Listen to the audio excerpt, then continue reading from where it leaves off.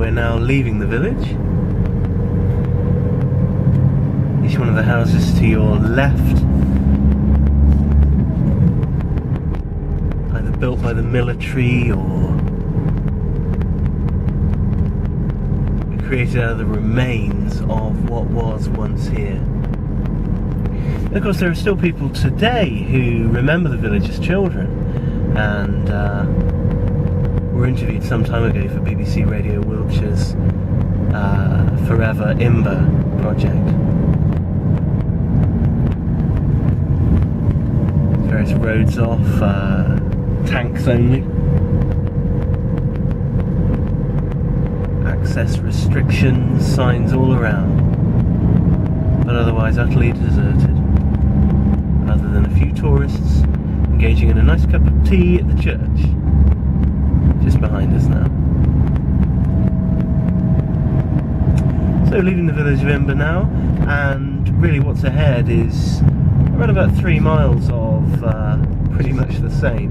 So we're going to switch the camera off here and pick things up as we climb out of the lower lying land here up onto the top of the plain, where we can see several wrecked tanks.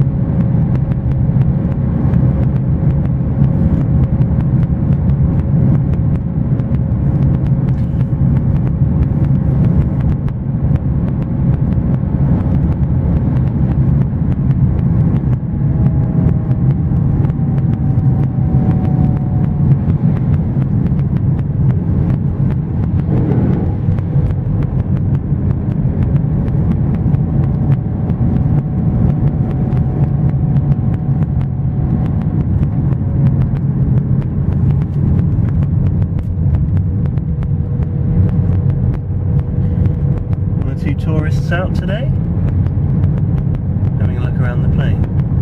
Another couple up ahead. So if you can just make out those couple of cars in the distance, that's pretty much the turn off to Bratton on the potholed track there. Well, we're going to ignore that this time and continue up that hill. Minefield on the right there, watch that one. Up that hill towards Warminster. Warminster, very much an army garrison town, and also the site of the tank wash, and of course the Royal Armoured Tank Corps who base themselves there.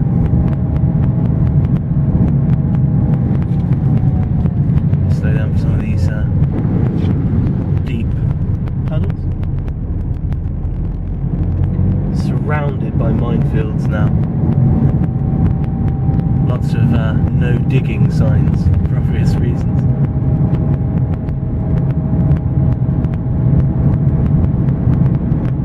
Once again, just this real sense of beauty, repressed rather by us being in the car, but once we're out, it should be a lot better.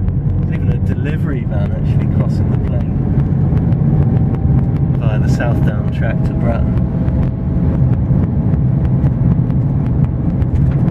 These roads are open by the army very, very generously at this time of year when they're not in training, to allow people to get from A to B much quicker. Because remember, living on the edge of Salisbury Plain, as I do, effectively, if you're wanting to go east or west, then you need to drive often 10, sometimes 70, 80 miles to get somewhere that's really only 15 miles away.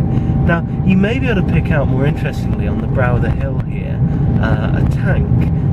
Parts of the plain are strewn with these things, which are terribly exciting when you bring young children up to see them.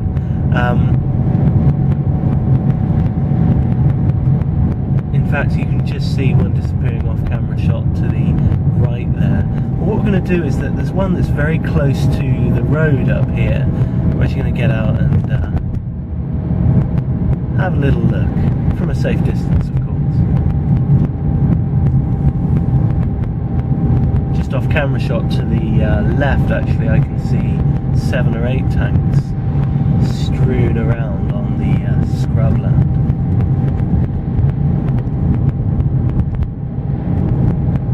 Just in a dip up ahead is one which I'd like to look at in more detail, as it's so close to the road. We should be able to get some good pictures.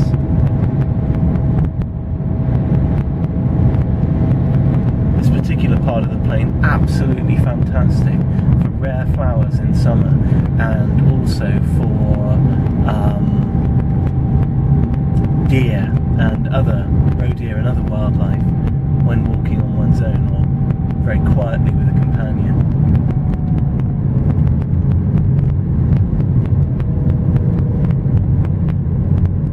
So we're going to park up here and take a look at a couple of tanks.